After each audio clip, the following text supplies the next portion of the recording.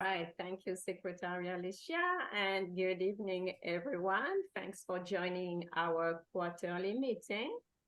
So as mentioned by Alicia, so after the survey, so everybody agree that it would be interesting to set this up. So this is where we are.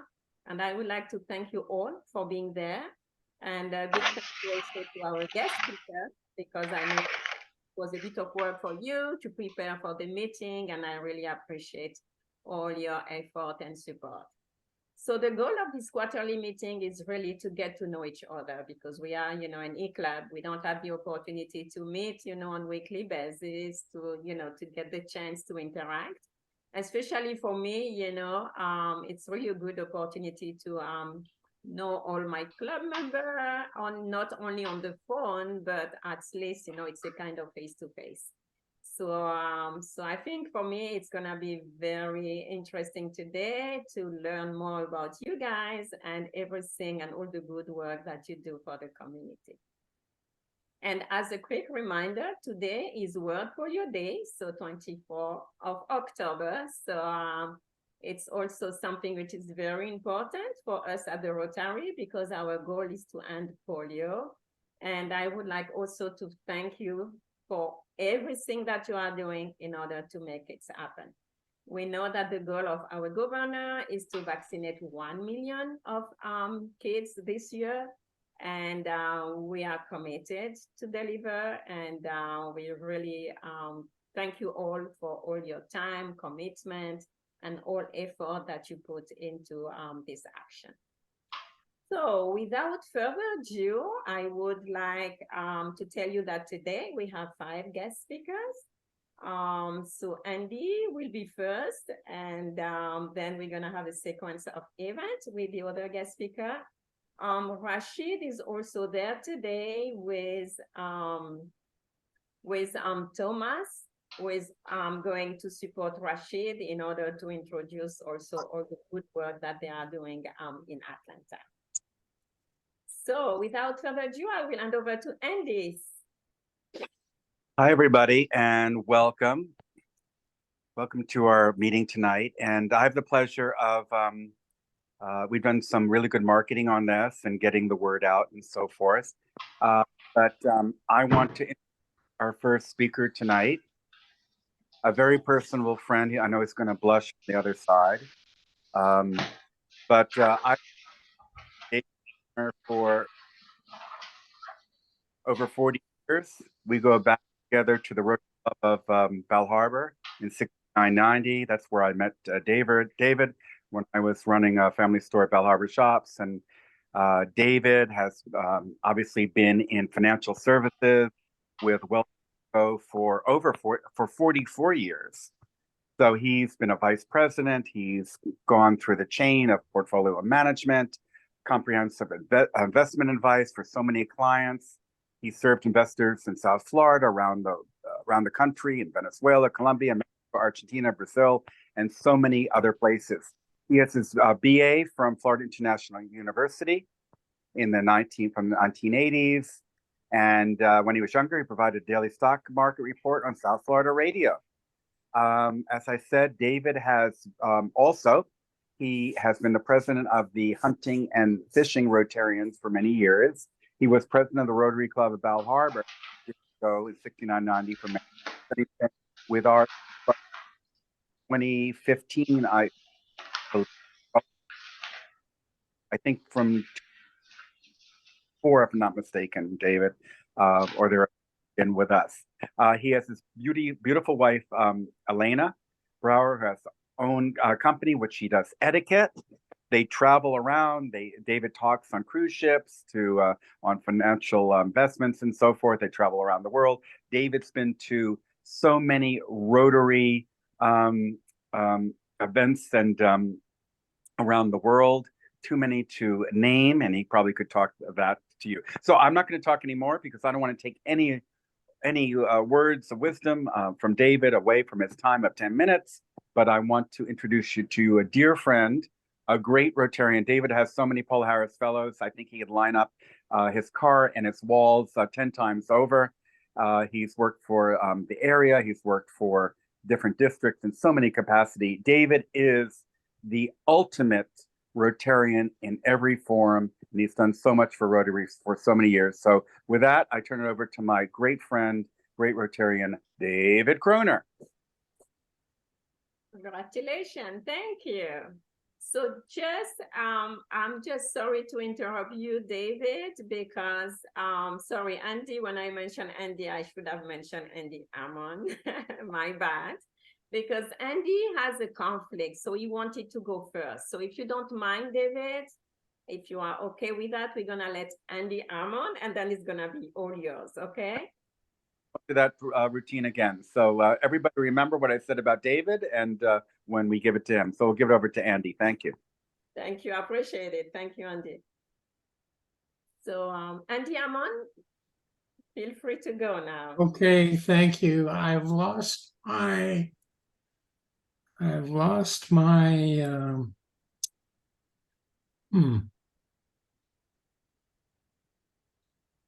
I assume you can see and hear me, but I don't see and hear you anymore. Oh, okay, we can see you. I don't know what happened. We hear you. Andy, we see and hear you. Okay, all right. I'm back. Sorry about that.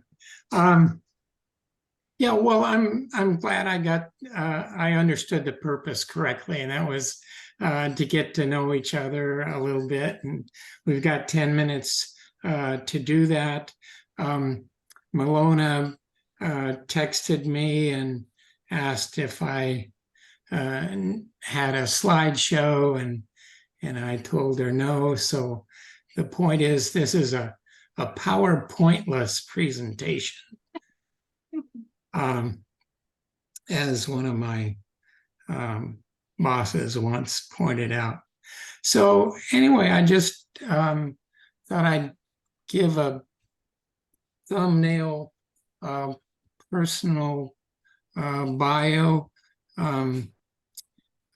starting at the beginning. I was born in California in the San Fernando Valley, so I'm a Valley boy. It was about the third grade my family moved to Oregon, which is essentially where I grew up, went to school, and after graduating high school, went to Oregon State University. While I was still in school, because this is relevant to where I ended up, probably starting about the age 9, 10, something like that, I was shipped off every summer to my grandparents and my uncles on my mother's side of the family, who were farmers and ranchers in eastern Washington, Idaho Panhandle. So I got to know a lot about haying and putting up hay bales and harvest, and not as much what went on in farming and ranching operations the rest of the year. But that certainly sparked an interest of mine. So at Oregon State, I majored in animal science with kind of a focus on ruminant nutrition. And upon completing that degree, it was 1971. So where were we at that point? Well, we were in the middle of the Vietnam War. As a junior in college, it's when our government instituted a lottery for the draft. And of course, as a student, I was on a student deferment. And the lottery, I drew a very high number, 240, 250, something like that. I was never going to be called up. But I did have a sense of needing to serve. And so upon graduation, I joined the Peace Corps. I was asked where I might want to go. I said, well, I'd like to go to Africa. I thought going to Africa being a minority and learn to speak Swahili would be a great idea. Well, it turned out that what they offered was a livestock extension position in the Philippines. And I jumped right away. Sure, absolutely. I'll go there, and ran and took a look at the globe to see where the Philippines were. At that point, then I was in a group of volunteers. We mostly were recent agriculture graduates, but there were several seniors and a couple of families among our group, seniors who had retired from what they were doing. And in the end, most of them ran circles around us younger kids, and were very successful in what they did. I think we all felt we were a bit altruistic and thought we were gonna go help save the world. And as it turned out, we had very little impact compared to the impact on us as volunteers and what we learned being in another culture, learning a different perspective on things. We had a lot of training in cross-cultural issues, and which eased any culture shock we might have had going into the Peace Corps. But coming out, what was unexpected is what we called reverse culture shock. And that was coming back to this country, not knowing what a postage stamp cost, not knowing how much. We still had payphones at that time. No idea what it cost to make a phone call. All my friends and family thought I had a strange accent, which I certainly had developed a different accent, having spent 2 years in another situation. So that was kind of the Peace Corps experience. After that, I probably another significant point, I'm looking at the times going fast. Another significant point was I lived with a host family. It turned out to be Renee's aunt and uncle and cousins. Of course, Renee is my wife now of, 50 plus years. And so that turned out quite well. Came back, went to graduate school on assistantship at Washington State University, master's and PhD degrees in ruminant nutrition. Got a job with the U.S. Department of Agriculture.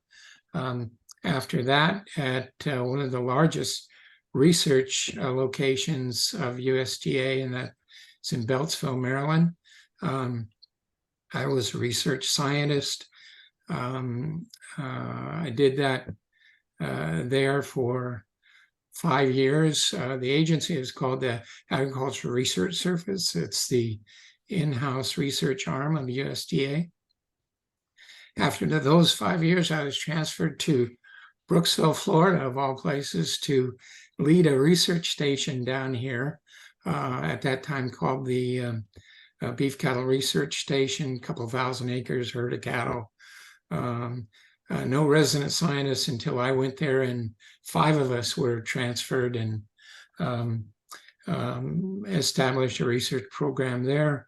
After 14 years of that, took a position more in management and administration in Albany, California, another large research location. Was assistant area director covering 8 Western states at that time for a couple of years. 1 minute left. after those 2 years, was transferred to Athens, Georgia, as associate area director, 4 years. Then back to Albany, California, for the rest of my 18-year career with USDA, plus 20 years with USDA and another 2 with B Square. That's 40 years of federal service. Retired in 2017, came here to Homosassa. I kind of skipped all the Rotary as I went through there, but Brooksville, I was in Rotary there, served as secretary and twice as president. In Albany, I was in the Berkeley Rotary Club for a couple of years. That's it. That brings us to Homosassa. Was president here, and that brings us, with the close of that club, to me becoming a member of this e-club. Thank you, Alicia. You're awesome, Andy. And I want to stress, Andy, I've talked actually with my father, who was also in agriculture, and we lived in Oregon for a couple of years.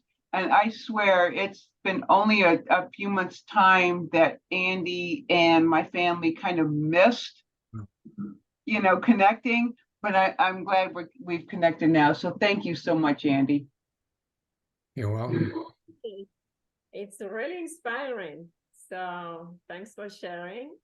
So we're gonna keep all the questions, for the end of the meeting so that everybody get the chance to introduce themselves.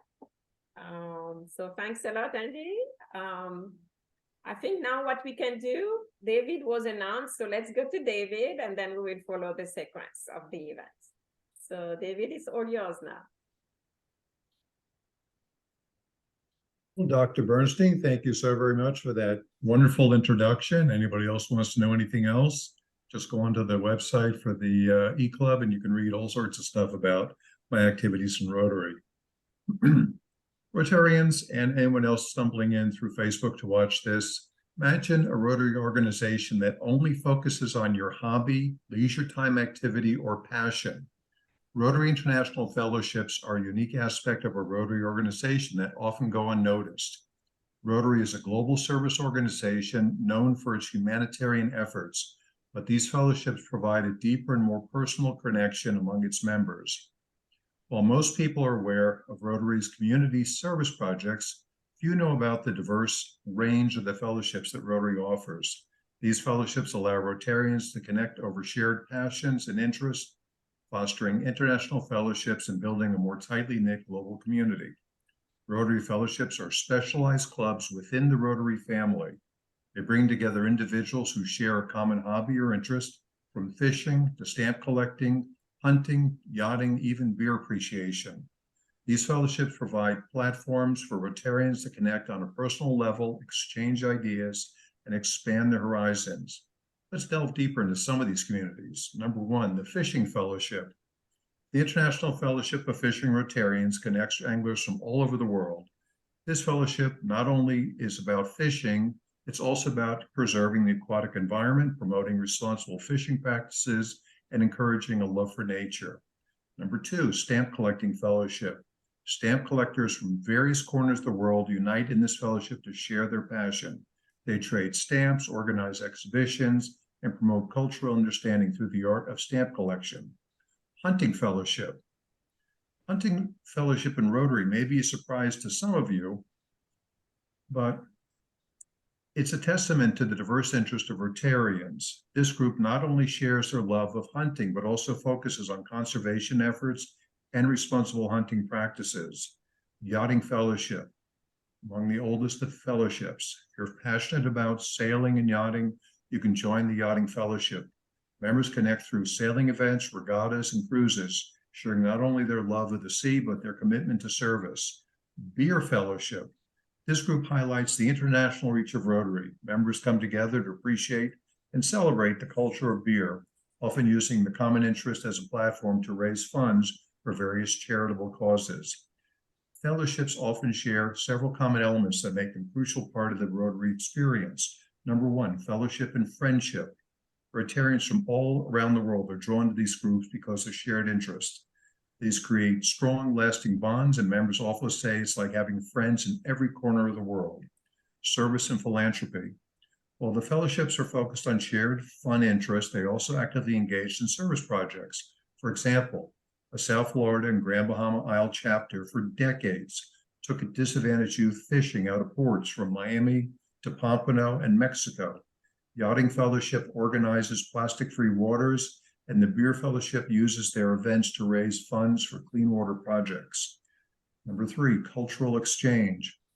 Many of these fellowships provide an excellent opportunity for cultural exchange. For example, the Rotary Stamp Collecting Fellowship often organizes exhibitions that showcase the rich history and the cultural of different countries' recognition of Rotary through their national stamps. Number four, personal growth. Being part of a Rotary International Fellowship means personal growth through the sharing of knowledge and experience. Whether you're learning about new fishing techniques or exploring the intricacies of sampling wine, attending parades, going to Rotary meetings, there's always room for personal development. In conclusion, Rotary Fellowships are a testament to the diversity and richness of the Rotary experience. They highlight the importance of fellowship, service, and international fellowship in Rotary mission.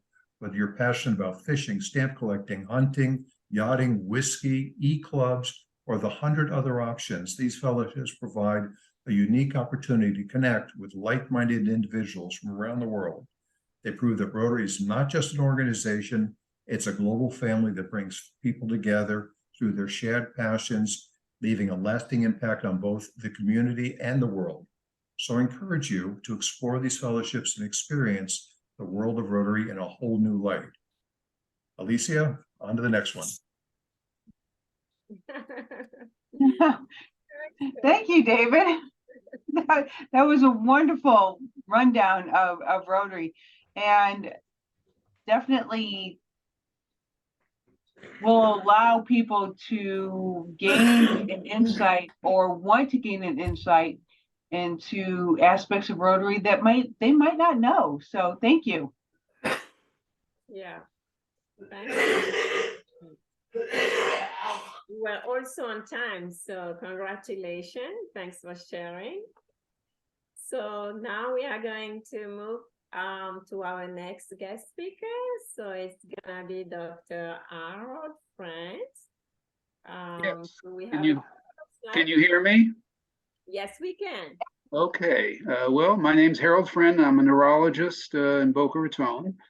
And in 1974, I was a scoutmaster, and one of my assistant scoutmasters came to me and said, "Come over and join the Rotary Club," which I did.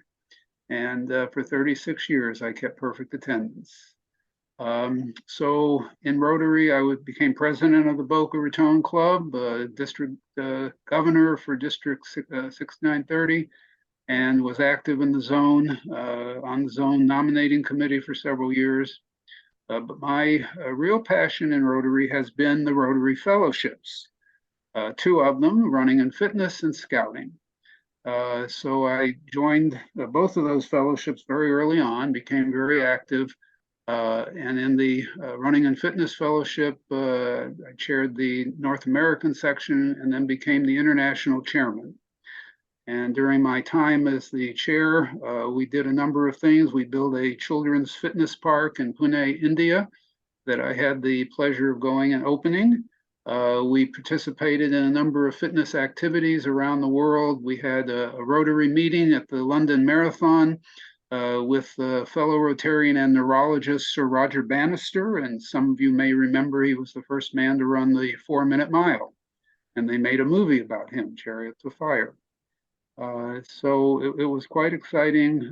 We had a number of activities throughout the world. And one day, the editor of the Rotarian magazine called me and said, "We'd like to do a article about health and wellness and fitness." And I said, "Sure." And they sent an AP photographer up from Miami, and he took some pictures of me. And this is me on the front cover of the Rotarian 20 years ago this year. And inside there was an article, and they had pictures of me working out at the gym. By the way, I ran 39 marathons. The best was 2:49. Sweet. The next picture, if you can flash that, how do we get that? I will bring it to you. Okay, so in one of the, over the years, having perfect attendance, I attended Rotary clubs throughout the world. And this next picture was in Japan, in Hiroshima, where I was a guest speaker. We had organized a fitness activity running up one of the sacred mountains in Japan. And this is just the beauty of Rotary, because here I was speaking at a Japanese Rotary club, and my uncle had been a POW of the Japanese in World War II. He was in the US Navy.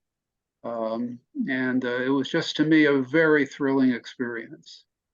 And then the other fellowship that I became involved with was the International Fellowship of Scouting Rotarians. This picture you see is actually at the Singapore convention. I made it to 19 Rotary conventions.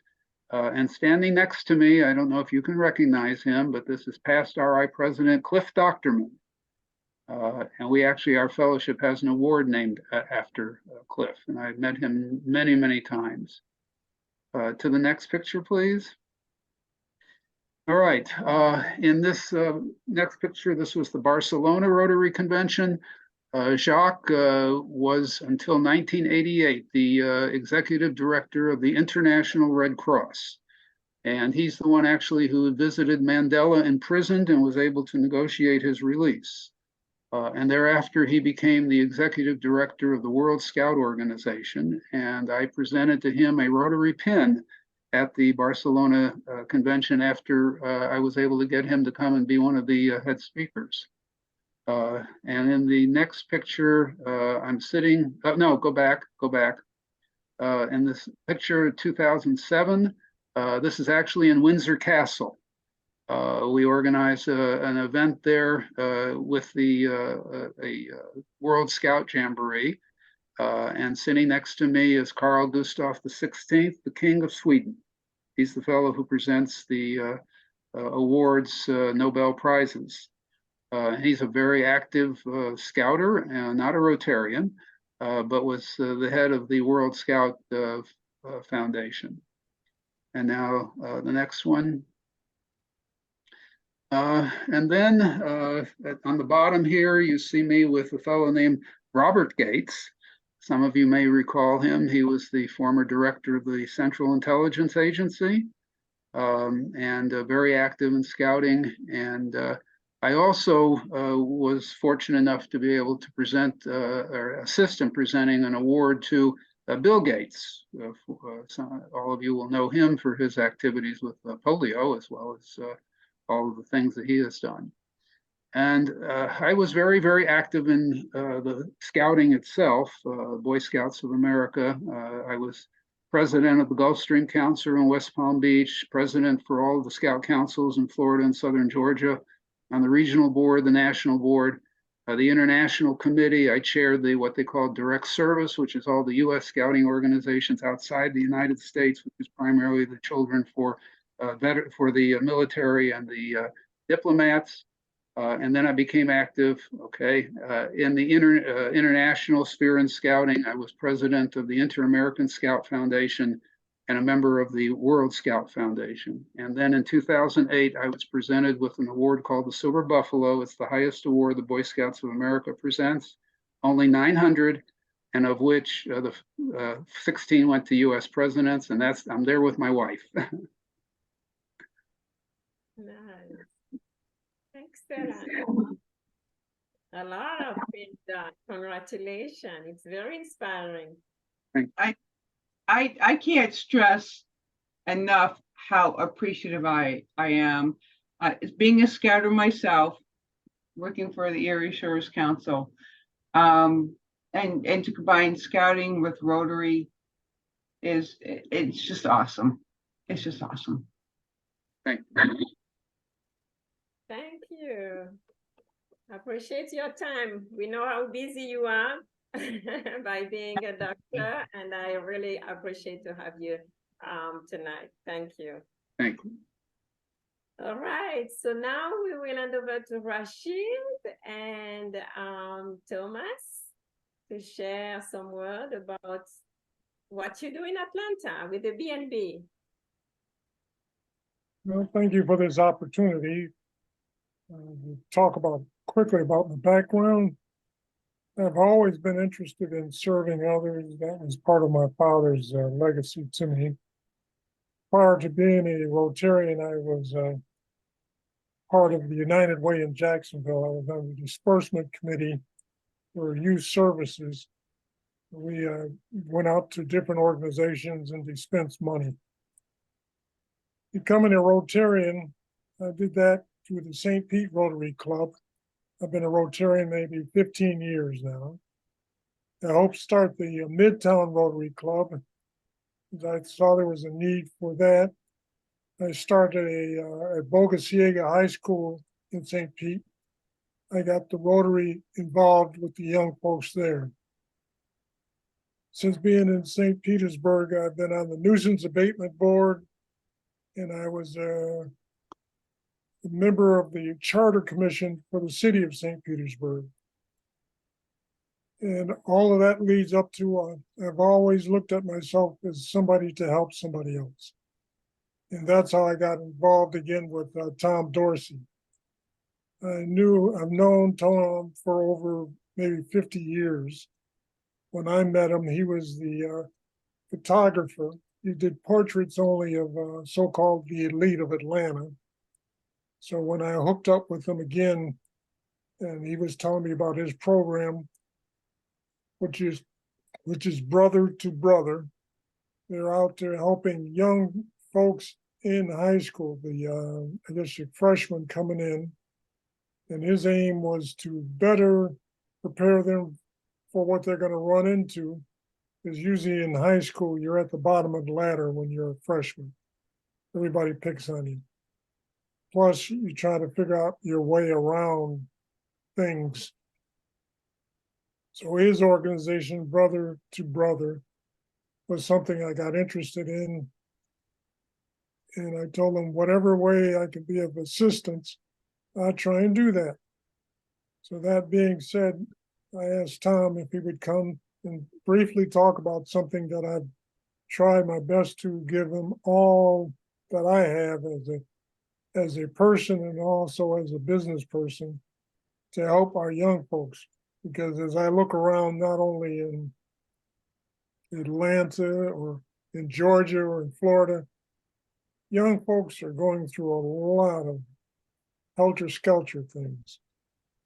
Every time I look at television or look at YouTube, our young folks are either dying young or going to jail. One of the council persons in St. Petersburg, he labeled it a pipeline from school to jail. And as I can look at what's occurring, that's truly what's happening.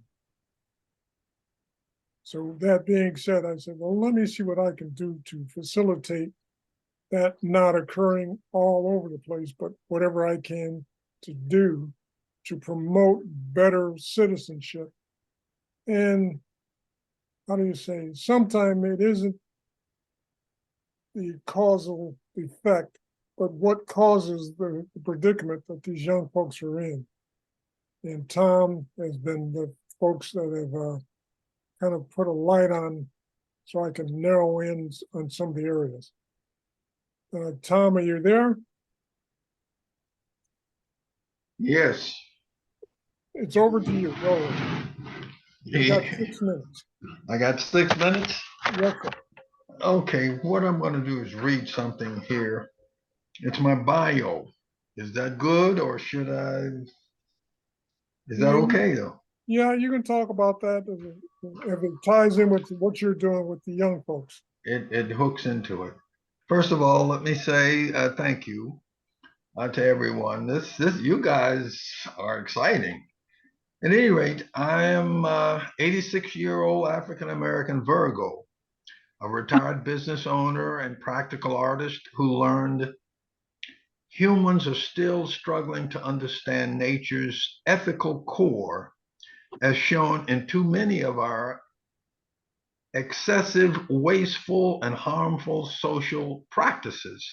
I was born in Augusta, Georgia, to my father, Lucius Sr., who died from a stress-induced stroke at 46, and my mother, Sarah, who both worked tirelessly to earn a living for our family after they moved to the cold, rough west side of Chicago in 1943 with me and my 4 brothers. I was a small, sickly kid who struggled with an inconsistent memory as a result of a serious head concussion that I received at 12 years of age. Being bullied caused me to have to learn and use my inquisitiveness and reasoning to better understand why and how life worked, because no adult in my early life appeared to understand how to help me. And by no means was I an ideal son, as I earned my share of ironing cord whippings from my parents until I mentally woke up at the age of 16. I earned average grades in school, with science being my favorite subject, and did very well in art because I practiced it as a means to stay out of trouble. Other than comic books, there was only a Bible to read at my home, which I did not read then. I engaged in neighborhoods popular sports with my peers, an average player at best.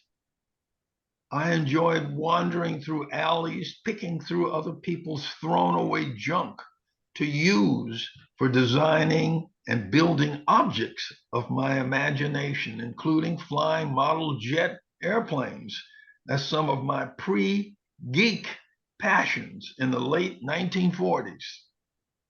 Stressed, confused, mentally isolated, but knowing the law, I dropped out of high school at 17 to immediately join the U.S. Air Force in 1954 for 4 years as a radar operator to escape my environment. The military saved my life. Now I'm going to skip a whole bunch of stuff. I got involved. I was a cub master for my son. That was something that related to someone I heard here. I got involved in music after I met my wife. I decided I was going to get a degree in psychology once I got out of the military so that I could help people who had mental issues that I was having. And I became an A student. Before, I was just a typical C student. And this brought me to the conclusion, this is very personal, that some of the best minds in psychology were not out there necessarily to help us, and that depressed me. I concluded that some of the best minds were being employed by some of the politicians, some of the business corporations, to understand how citizens thought so that they can control and sell, which is normal. Okay. Is that my sign to shut up? Got a minute? You're good. I got a minute. Yes, sir. I got involved in music, earned a platinum record, even though I couldn't sing or play, but I used that ability again, inquisitiveness, because I knew a couple of guys, Jared Butler and Curtis Mayfield, who were guys in the neighborhood. Get away from that. I got away from that because my wife concluded that, again, because of the low ethics in that business at the time, she said, once we had 2 kids, it's going to destroy our family if we stay in there. Ultimately, I agreed with her, and I worked at the post office until my mid-30s, and that's when I decided to go back to school again to get a degree in fine art painting. I never took a painting course. I ended up being attracted to photography, and I ended up deciding to be socially responsible again, to use that. My wife and I concluded to do something that was kind of unusual at the time. Rather than a studio environment, we focused going into the homes. Is it that time? Yes, sir. Focusing on families. That's it. I'll let it go. All right. Thank you. Thanks for sharing. It's very impressive what you have been able to achieve, despite all the challenges. And so what we can do, we can circle back with you and Rashid to learn more about what you do, as part of the B2B. But thanks a lot for sharing. Really appreciate it. So now it's gonna be Suzanne. I will share your slides, Suzanne, too. And you're good to go, Suzanne. Okay, so I'm an artist and an art professor in college, and teach painting and drawing and art appreciation and art history and humanities. And I came to Rotary through a trip to Germany, which I am from. I'm from Germany. I'm the daughter of a diplomat. My father took us to France when I was 2, to the United States when I was 4, to Iceland when I was 7, back to Germany when I was 10, and when I was 16, my family left Germany. I stayed behind to finish school, and my parents went to Switzerland with my brother, who is still there today with an Irish wife. And my parents went to Paris for 18 years beyond my father's retirement. And so Paris was home for about 18 years. But at that time, I was studying in Germany. I got an English degree. So that's my first master's. I have a fine arts degree in painting from an American university, because I met on a blind date a fighter pilot, Glenn Nielsen, whom I married in 1983, and we're still married and still living together today, 40 years later. And I have many children, but they are not the ones I keep at home. They're the ones I send back home. And when I came to the United States at age 30, I decided that I wasn't going to join the fighter pilots' wives with the 13 baby showers I went to in my first year of being in the US. But I was going to take that idea with me and make my final thesis out of 9 pregnant bodies, which are vessels of new life, and move on. And we moved from Goldsboro, North Carolina to Montgomery, Alabama, where I taught Americans how to read and write in college. I taught remedial English and English composition and art. And then we moved, after my husband retired as a lieutenant colonel, to Tampa, Florida, where he had started before he became an exchange pilot in Germany, where I had met him. So this here that I'm standing in front of is my latest art project, but it took 10 years to finish this because these are Bangladeshi brides. And Rotary, which I joined in 2003, although I joined as a team member to go on a group study exchange to Germany in 2002. And I functioned a little bit as a translator, as a cultural translator, if you will, because I spent many years in Germany. So then in 2006, after I became a Rotarian and alumni chair, taking care of all those people that came back from these wonderful trips, and also, arranging trips with the group study exchange people, and also taking care of those that visited us. Rotary, our district governor was David West at the time. Those of you who know him, he's a big man. And he came to me one day and he said, Suzanne, we're going to Hungary, which was great. And I thought, well, maybe I will become a team leader for Hungary now that I know travel with group study exchanges. It's a month-long trip, cultural and vocational exchange. And I was going to sign up. And then he said, oh, I met the district governor of Bangladesh in the elevator at PETS, or rather not PETS, at district governor training. And so we're going to Bangladesh. And that was a very hard sell, especially if you want to take a team with you to Bangladesh. Definitely a developing country, still is, and it's not a hotel country. So in 2006, I prepared a trip. I wanted to actually just prepare the trip, but they said, Suzanne, you know this culture well, because my father had worked with the subcontinent in my teens. So I was very close with Indians and Bangladeshis as of 71, when Bangladesh split off from Pakistan. So we had a lot of parties at home, and we interacted a lot with the subcontinent until my father almost died for them at because he received a hepatitis when Bangladesh split off. So we were very worried about my dad.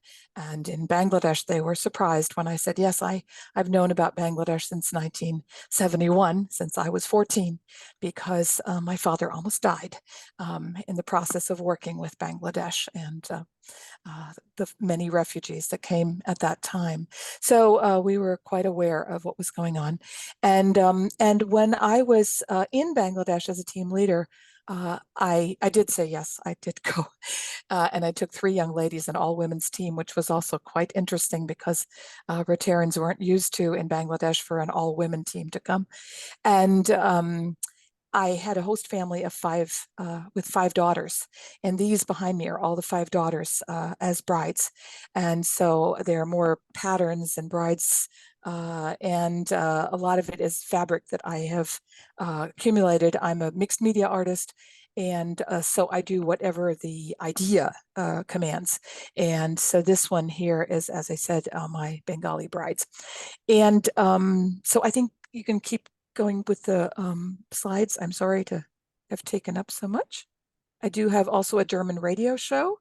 And so I became the alumni chair, and this is my team, my first team, because we were kind of reviving the alumni at the time in the early 2000s. And this is Keith Kerber, who has every award Rotary ever gave away, and he was a past district governor when I met him. And then there's Carl Brody and Jonathan Skinner. Jonathan Skinner on the outside on the right was on the group study exchange with me to Germany. Out of that exchange, 3 of us, 4 became Rotarians, I mean, with our team leader who already was. But that was a nice thing that we were able to also work as alumni after we got back from the trip. One of the things to involve people in Rotary is to bring these alumni who have received Rotary money and who have gone to wonderful intercultural exchanges. I'm an intercultural trainer, aside from being an art and language professor. So to bring these people back to Rotary, my idea was to do pinning ceremonies. So the bottom right is Ann Kennedy, who is a very staunch Rotarian in our district, and she also is an alumna. She took a team to India before I did, of course, to Bangladesh, and she helped us train for Bangladesh as well. Rachel Perry went to Japan in the year after Fukushima, insisted on going as a youth exchange student to Japan, and did, and she's now a lawyer. She's a wonderful young lady.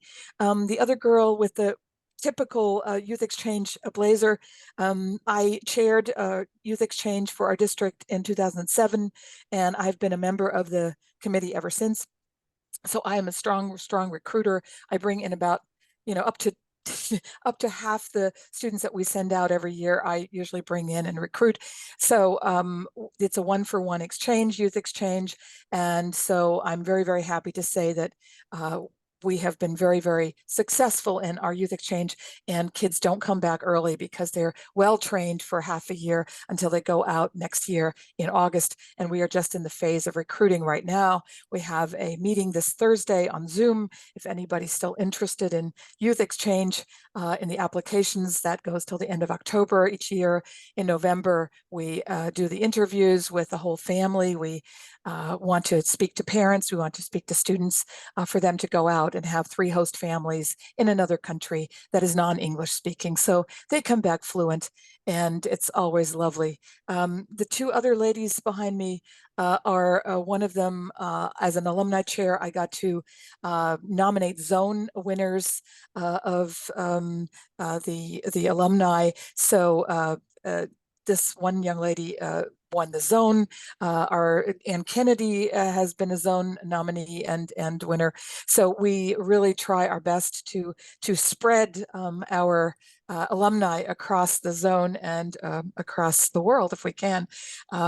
Lynn behind me, Lynn Faimali, has a New Zealand name because she went as a Peace Scholar, I believe, out. No, actually, a teacher for the handicapped scholar from Rotary. It was a scholarship out into, I think she went to New Zealand. At least she met a New Zealander on this exchange, and she brought him back. And so she actually became very international herself.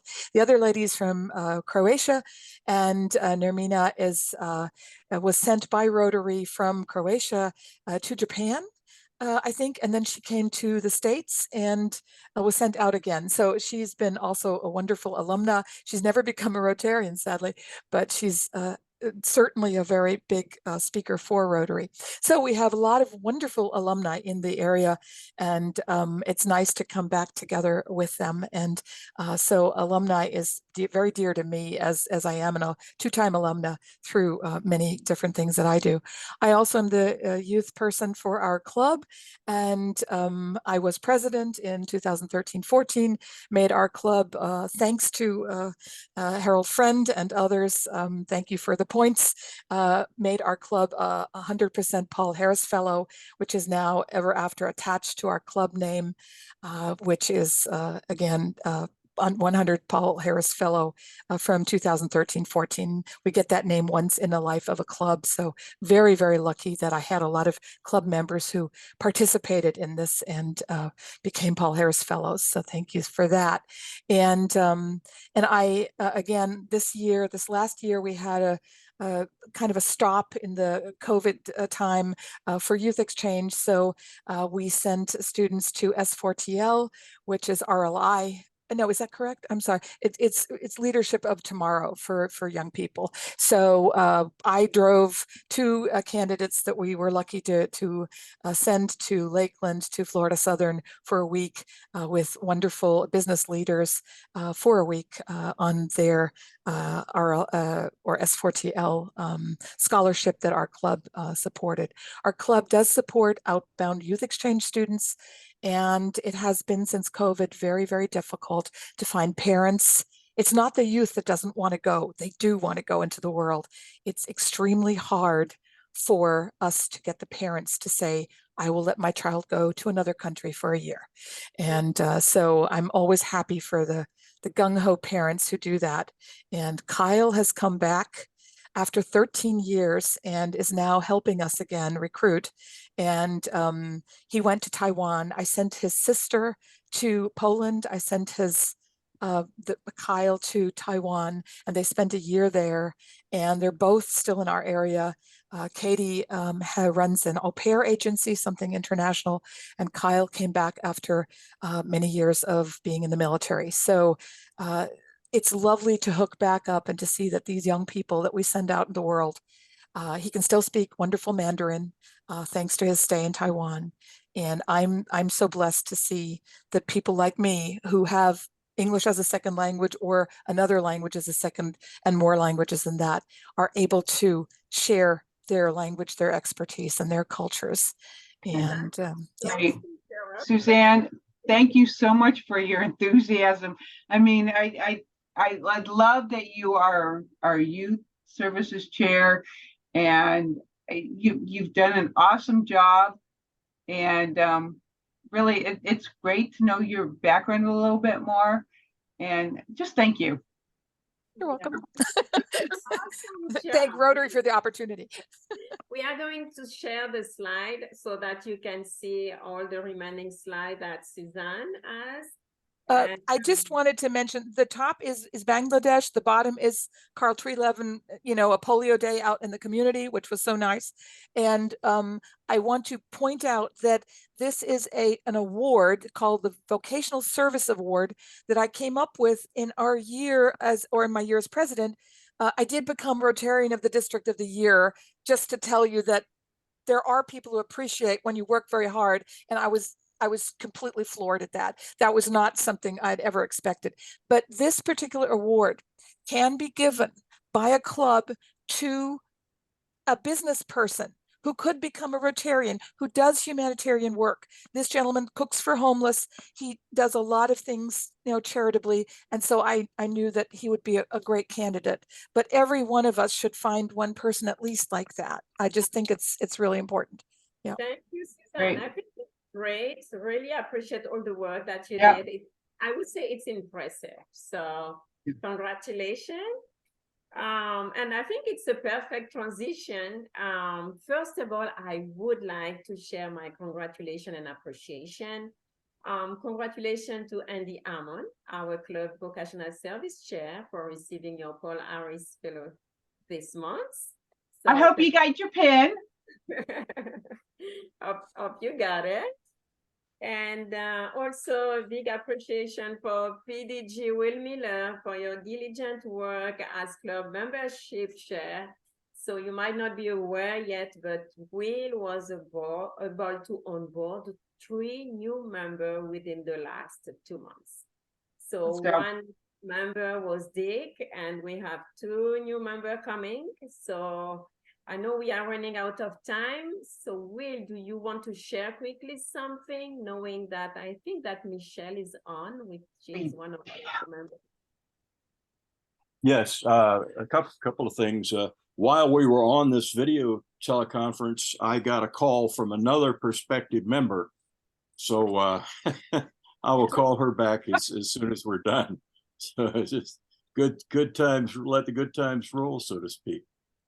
I'm really happy that Michelle Gill could be on with us tonight to see just the tip of a very wonderful Rotary iceberg and a little bit of the good work that our club does. Michelle, welcome so much.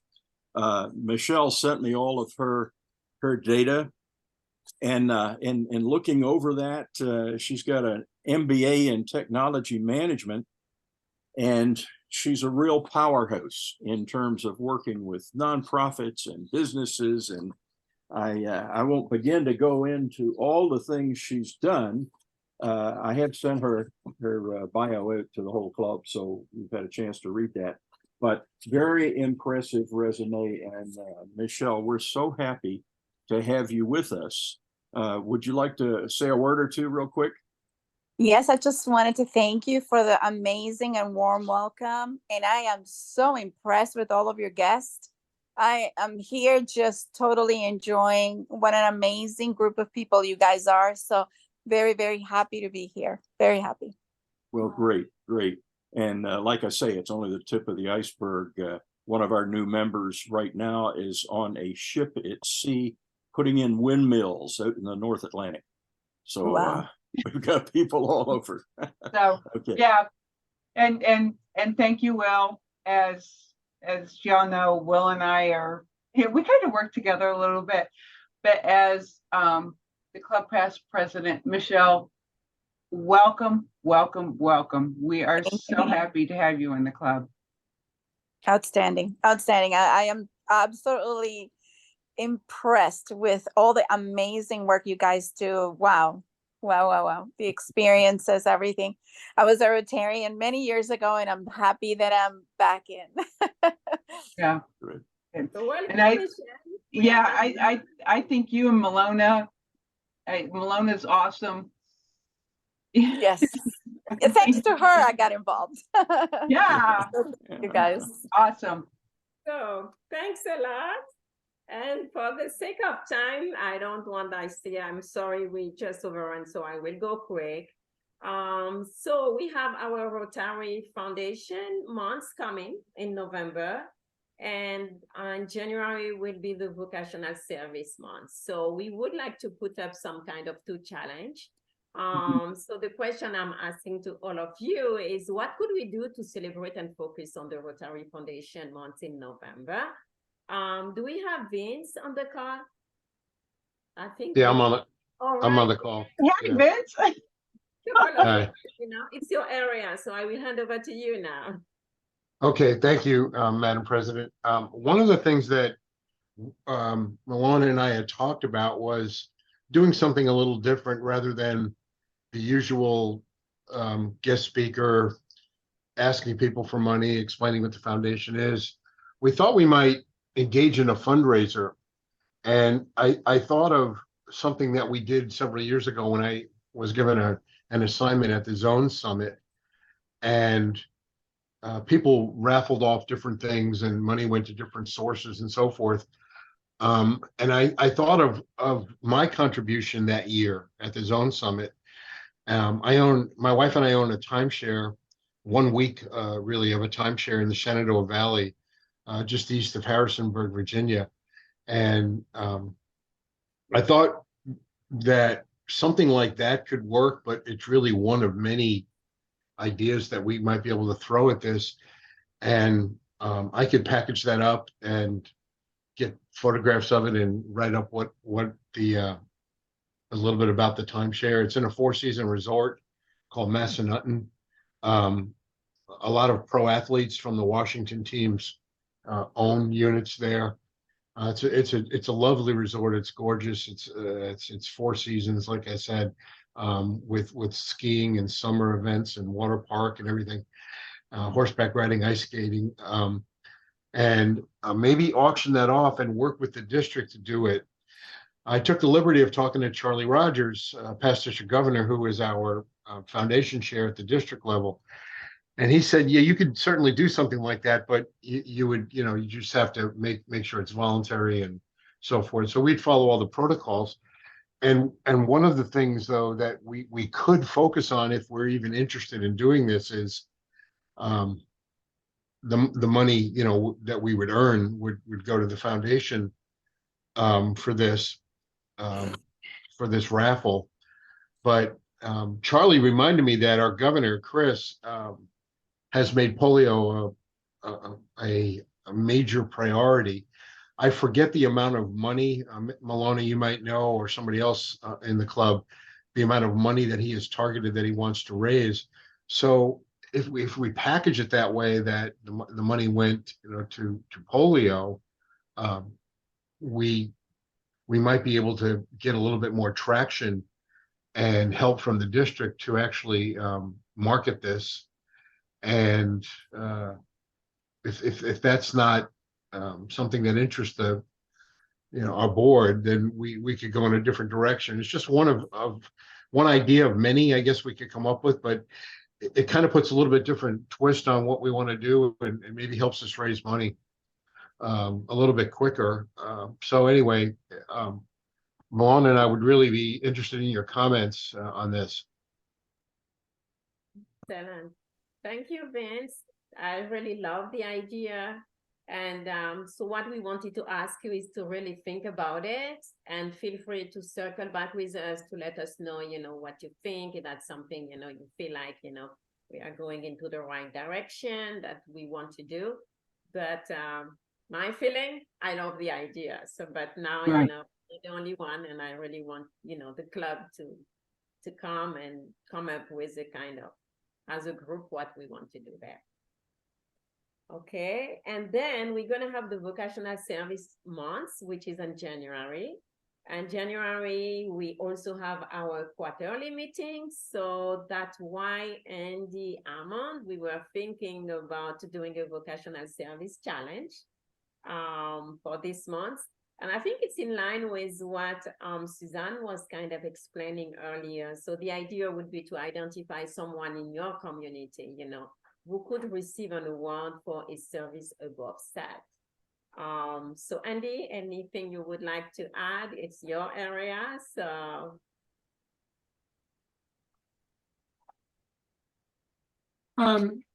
Yeah, I just say, Alicia, you can probably refresh my memory, but we did something like this a couple of years ago.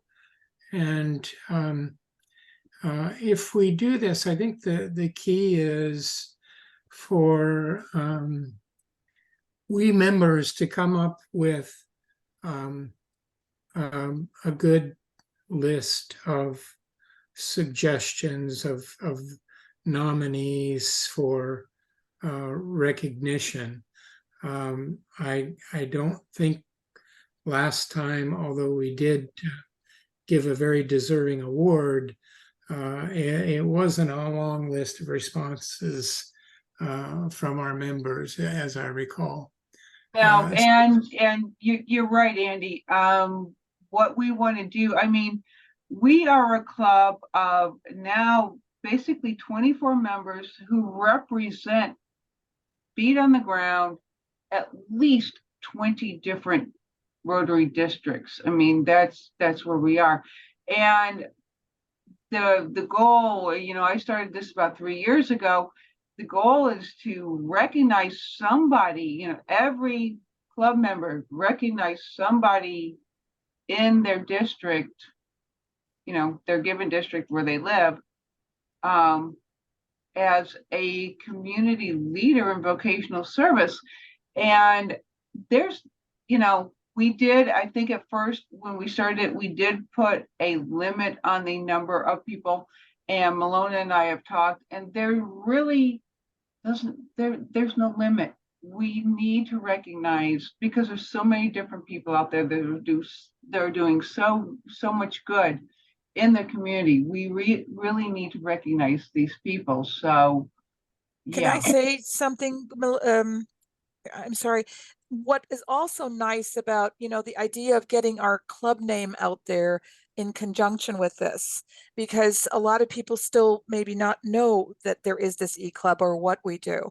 And what I had done when I did this with the plaques was that this person, this Rotarian from our club, would ask a club that was in their area to be able to be the place where this club could award, where our club could award the award, and then ask media, if possible, to come and do something about it. And Hans Kur actually got an article in the paper as a result. So it was a snowball of recognition, plus also a little bit of marketing, the idea of who we are, you know. Right. And that's what Will and I did when we recognized someone 3 years ago. We went to the Clearwater Club. Yeah. And the media was not able to go, but, you know, we still, you know, definitely on board with that, and getting our club name out there and getting the recognition and getting the exposure. Yeah, I mean, that's definitely. So that's the idea. And so that, you know, we are just kind of planting the seed. So what we would like to do if we go for this, at least give you, you know, a bit of time. So at least by the end of December, beginning of January, if you can come up with it, so that we can prepare for the quarterly meeting. Okay, so more information to come on that too. And last but not least, I would like first to remind everybody our November 7 club meeting. It's basically our Governor Chris Castella, who is going to be our guest speaker. So the meeting will be intentional. So I really rely on all of you guys to come, to show up, and to give him a huge welcome. He's so excited to visit the club. So I think it really deserves that we all can be there. So save the date. And again, a big thank you to all of you. I know, you know, how busy everybody is, and I really appreciate your effort to be there tonight. And so we will regroup again in 2 weeks' time, November 17th. All right.